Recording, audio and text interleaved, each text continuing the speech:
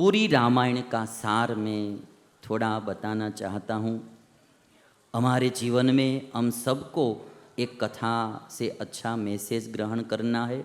एक चार्ट के द्वारा मैं आपको रामायण का सार बताता हूँ। हम कोई भी क्रिया करते हैं उसको कृति बोला जाता है। संस्कृत शब्द है कृति। कोई भी हम कर्म करते हैं उसको कृति बोलते हैं। हिंदी में कर्म बोलेंगे, संस्कृत में एक शब्द है कृति। यदि हम अच्छा कर्म करते हैं तो उसको संस्कृति कहा जाएगा, और यदि हम बुरा कर्म करते हैं तो उसको विकृति कहा जाएगा। तीनों में कृति शब्द समाया हुआ है। संस्कृत शब्द है कृति, सम उपसर्ग लगेगा आगे तो संस्कृति, और वि उपसर्ग आगे लगेगा तो विकृति। तो हम जीवन में कोई भी कर्म करते हैं, बीच वाला जो कर्म होता है वो सामान्य कर्म होता है। भोजन करना, सोना, खाना, पीना, वो उसमें पाप भी नहीं है और पुण्य भी नहीं है। और दो कर्म जो हम करते हैं पूरे दिन में, पूरी जिंदगी में, वो संस्कृति भी होता है और विकृति भी होता है।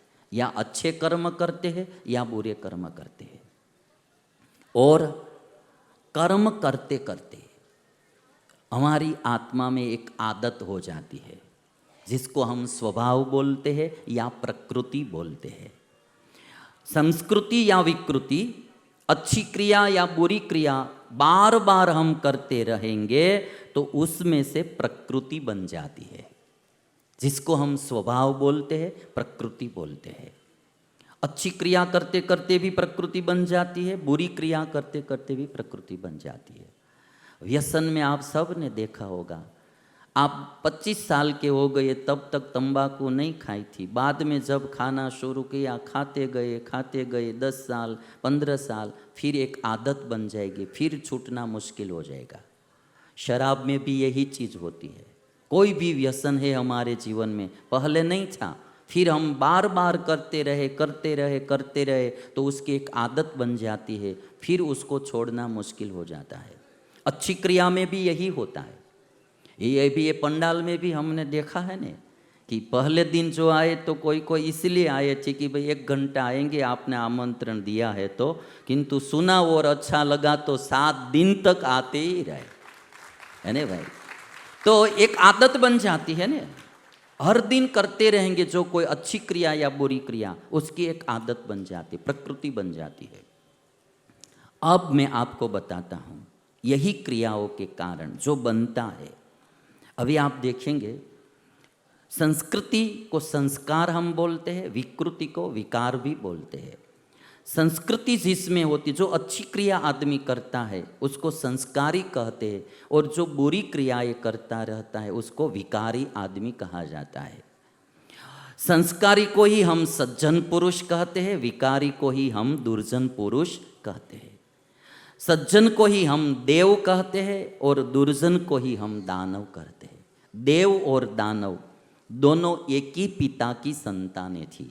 हमारे जो शास्त्र बताते, कश्यप प्रजापति की ही संतानें थी, है ना, देव और दानव। दनु के पुत्र दानव हुए, दिति के पुत्र दैत्य हुए, अदिति के पुत्र आदित्य देव हुए। तो अच्छी क्रिया करते करते आदमी संस्कारी बनता है, सज्जन बनता है, देव बन जाता है। और बुरी क्रिया करते करते विकारी बनता है, दुर्जन बनता है, उसको ही दानव कहा जाता है। और क्रिया यानी देखना, सुनना, खाना, पीना, भांति भांति की क्रिया। हम हर दिन कुछ न कुछ बुरा देखते रहेंगे आँख के द्वारा, तो हमारे दिल में विकार उत्पन्न होता ही जाएगा। विकृतियाँ इतनी बढ़ जाती है बाद में कि आदमी को सुधारना भी मुश्किल हो जाता है। अपना पूरा जीवन आदमी बर्बाद कर देता है। पढ़ाई बर्बाद हो जाती है, धंधा बिजनेस बर्बाद हो जाता है, परिवार बर्बाद हो जाता है, पूरा जीवन भी बर्बाद हो जाता है। विकृत क्रिया करते करते ये पूरी जिंदगी बदल जाती है, बिगड़ जाती है।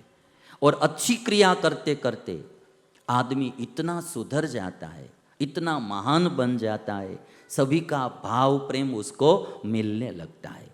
अभी मैं आपको उदाहरण बताऊंगा इसका। अभी देखेंगे एक क्रिया में एक और राम थे, एक और रावण था। राम संस्कारों से भरे थे और रावण विकारों से भरा था। दोनों की राशि तो एक ही थी, राम और रावण, और समय भी दोनों का एक ही युग में दोनों आए थे। एक ने संस्कृति फैलाई और एक ने विकृति फैलाई। तो आज हर कोई राम के नाम से आनंदित हो रहे हैं, अपने पुत्र का भी नाम राम रखते हैं, और आज दिन तक किसी ने अपने पुत्र का नाम रावण रखा नहीं है। वो भले है ना, रावण जैसा हो भले, किंतु रावण नाम किसी ने रखा नहीं है। राम की पूजा होती है और रावण के पुतले जलाए जाते हैं। रावण के पुतले जलाए जाते हैं, हर साल जलाए जाते हैं। रावण का तो जलाया जाता है, साथ साथ में कुंभकर्ण का भी जलाया जाता है। तो एक बार कहीं ऐसा प्रोग्राम दशहरा के दिन हो रहा था, कुंभकर्ण का पुतला भी जलाया जाता था। तो कुंभकर्ण प्रकट हो गया और बोला कि मेरा पुतला क्यों जलाते हो? रावण का जलाते हो तो ठीक है, मेरा क्यों जलाते हो? तो किसी ने कहा कि तुम 6 महीना सोते रहते हो, एक दिन ही जागते हो, इसलिए तुम्हारा पुतला जलाया जाता है। तो कोई नेताजी ही रावण का पुतला जलाने के लिए गए थे। नेताजी को बुलाते हैं ना पुतला जलाने के लिए। रावण का जलाया, फिर कुंभकर्ण का जलाया। तो कुंभकर्ण प्रकट हो गया कि मेरा क्यों जलाते हो? तो कहते कि तुम 6 महीने सोते रहते हो और एक दिन जागते हो, इसलिए जलाते। तो कुंभकर्ण ने कहा मैं 6 महीने में एक दिन तो जागता हूँ, आप तो 5 साल बाद जागते हैं। फिर 5 साल सोते ही रहते, 5 साल बाद जागते हैं। तो ये राम और रावण, मैं अब सभी उदाहरण बताऊंगा, आप देखते जाइए। एक और थे भगवान श्री कृष्ण और एक और था कंस। कृष्ण और कंस की भी राशि तो एक ही थी, और मामा भांजे ही थे ना दोनों, मामा भांजे। परिवार एक था, समय एक था। दोनों के जीवन में कितना अंतर हो गया, जमीन आसमान का। पूरी रामायण का सार, जैसे जीना है, कोई फोर्स करने वाले है नहीं। भगवान ने हम सबको स्वतंत्रता प्रदान की है, जैसे जीना है वैसे आप जियो, आपके हाथ की बात है। किंतु शास्त्र बताते हैं कि यदि हम राम के मार्ग पर चलेंगे हम भी सुखी होंगे और हमारे साथ जुड़ने वाले सभी सुखी होंगे, और यदि हम रावण के मार्ग पर चलेंगे तो हम भी दुखी होंगे और हमारे साथ जुड़ने वाले भी दुखी होंगे। हमारा भी विनाश होगा और हमारे साथ रहने वाले का भी विनाश होगा। और एक उदाहरण देख लीजिए, युधिष्ठिर थे, सामने दुर्योधन था, यानी दोनों भाई ही थे, दुर्योधन और युधिष्ठिर। दोनों के जीवन में कितना फर्क हो गया। एक धर्म की मूर्ति थी तो एक अधर्म की मूर्ति थी। जीवन जीने में कितना फर्क हो जाता है। और एक बार देखेंगे आप, एक और प्रहलाद जी थे, एक और हिरण्यकशिपु जी। दोनों पिता पुत्र थे, और प्रहलाद जी के लिए स्पेशली भगवान ऋषि ने अवतार धारण किया और हिरण्यकशिपु को मारा। दोनों पिता पुत्र ही थे, दोनों के जीवन में कितना फर्क हो गया। और एक देखेंगे उदाहरण, एक और सीता जी थी, एक और शूर्पणखा थी। सीता जी को कितना भी प्रलोभन देते थे, उनका मन विचलित नहीं होता था, पतिव्रता का धर्म का पालन करती थी। और एक और शूर्पणखा सामने से राम के पास आई, मेरे साथ शादी कर लो, मेरे साथ शादी कर लो, व्यभिचार करती रहती थी। तो सीता और शूर्पणखा, एक उदाहरण देखिए, द्रौपदी और पूतना।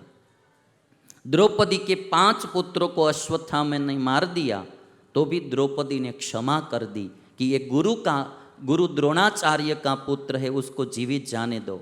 और पूतना निर्दोष बालकों को वृंदावन में, गोकुल में मारती जा रही थी। एक क्षमाशील पात्र था, एक हिंसात्मक पात्र था। दोनों के जीवन में कितना फर्क हो गया। एक बताऊंगा, गोकर्ण और धुंधुकारी। श्रीमद् भागवत में जो महात्म्य की कथा में दोनों भाई ही थे। गोकर्ण महान पंडित थे और धुंधुकारी महान दुष्ट था। एक ओर महात्मा गांधी जी थे और एक ओर मैंने खाली जगह रखी है, जिसका नाम लिखना है वो आप कल लिख देना, आज मत लिखना, क्योंकि कल हम चले जाएंगे, बाद में जिसका नाम लिखना है उसका लिख देना।